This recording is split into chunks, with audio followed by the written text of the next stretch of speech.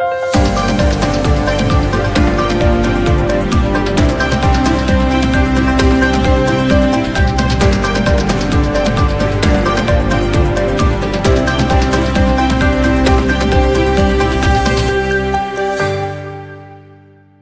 warga Jakarta, kembali lagi bersama saya Dina Marcelina. Berita Jakarta hari ini Rabu 12 Agustus 2026 menghadirkan berita pilihan dan informasi terbaru untuk Anda. Warga Jakarta, sebelum kita ke berita utama berita Jakarta hari ini, dari meja redaksi telah kami siapkan 3 berita pilihan dari website beritajakarta.id berikut ini. Gubernur DKI Jakarta Pramono Anung mengecam keras aksi viral promosi minuman beralkohol yang memberikan tantangan hafalan surat Al-Quran. Pramono menegaskan, Pemprov DKI Jakarta akan mengambil tindakan tegas karena aksi tersebut sangat menodai kerukunan umat beragama di ibu kota. Sebelumnya viral sebuah merek minuman keras menawarkan produk gratis bagi pengunjung yang bisa menghafal surah Ad-Duha.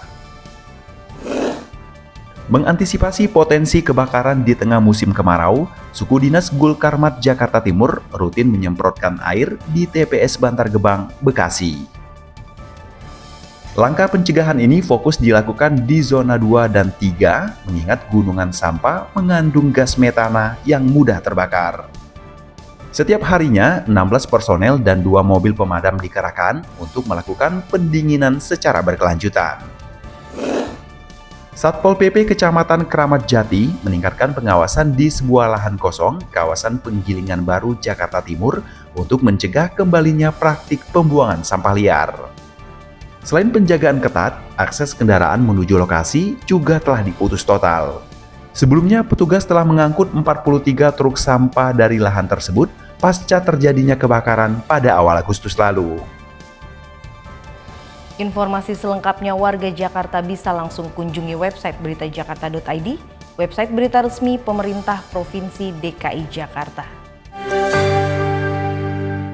Kita beralih ke berita pertama berita Jakarta hari ini. Keluhan sejumlah warga di media sosial terkait jalur sepeda di ibu kota mendapat respon dari Gubernur DKI Jakarta Pramono Anung. Pemprov DKI kini membuka opsi untuk menghapus atau mengubah fungsi jalur sepeda di sejumlah jalan protokol di Jakarta. Sebelumnya, usulan penghapusan jalur sepeda ini ramai disuarakan warga melalui platform Threads.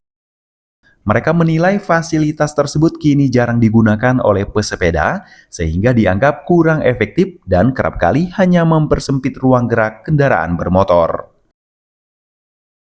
Gubernur DKI Jakarta Pramono Anung pun mengaku telah mendapatkan masukan terkait hal tersebut. Saya juga mendapatkan banyak masukan tentang hal itu. Dalam waktu dekat ini, pemerintah DKI Jakarta akan membahas secara khusus mengenai fasilitas sepeda yang dimiliki, apakah masih perlu dipertahankan atau dirubah. Nanti kami akan putuskan dalam rapat. Sebagai informasi, berdasarkan data Dinas Perhubungan DKI Jakarta, saat ini terdapat lebih dari 314 km jalur sepeda yang tersebar di berbagai ruas jalan ibu kota. Pembangunan jalur ini memiliki tujuan awal mengurangi emisi gas buang dan mendorong penggunaan transportasi ramah lingkungan. Meski dikenal sebagai pegiat sepeda, Pramono menegaskan dirinya akan bersikap objektif dalam memutuskan nasib jalur sepeda tersebut. Keputusan final nantinya akan diambil setelah mendengarkan berbagai masukan warga dan melakukan evaluasi menyeluruh bersama dinas terkait. Tim Berita Jakarta melaporkan. Kita beralih ke berita selanjutnya.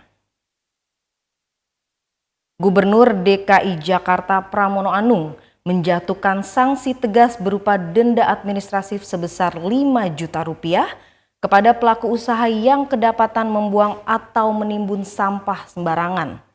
Sanksi ini secara khusus diberikan kepada pihak ketiga atau swasta yang menerima order pengangkutan sampah dari sektor hotel, restoran dan kafe atau horeca di ibu kota. Dalam acara Deklarasi Nasional di RDF Rorotan, Jakarta Utara, Gubernur DKI Jakarta Pramono Anung menegaskan, Pemprov DKI Jakarta tidak akan lagi mentolerir praktik pembuangan sampah ilegal.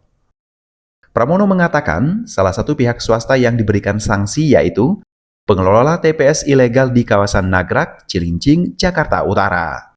TPS tersebut berada di lahan swasta yang menampung sampah dari sektor hotel, restoran, dan kafe. Meski dibayar untuk mengangkut, pengelola justru menimbun sampah secara sembarangan.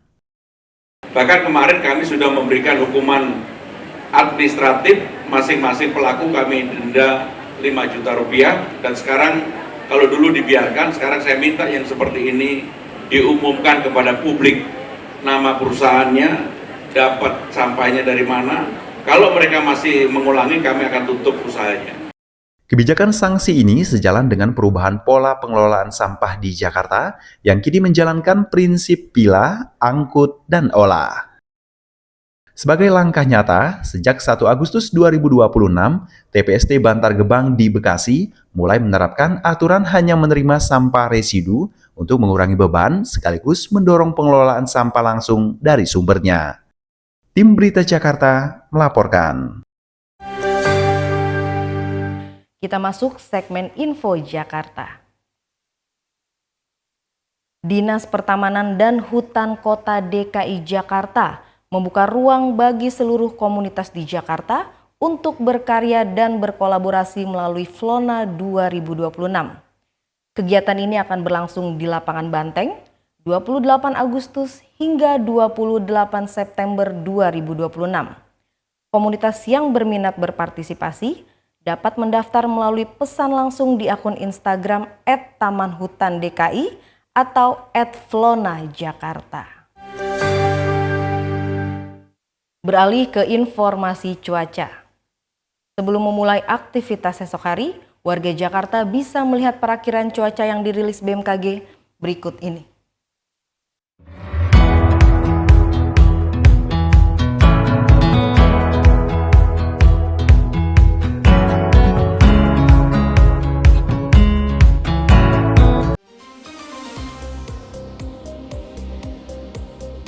Demikian program Berita Jakarta hari ini. Saya Dina Marcelina dan tim yang bertugas pamit undur diri.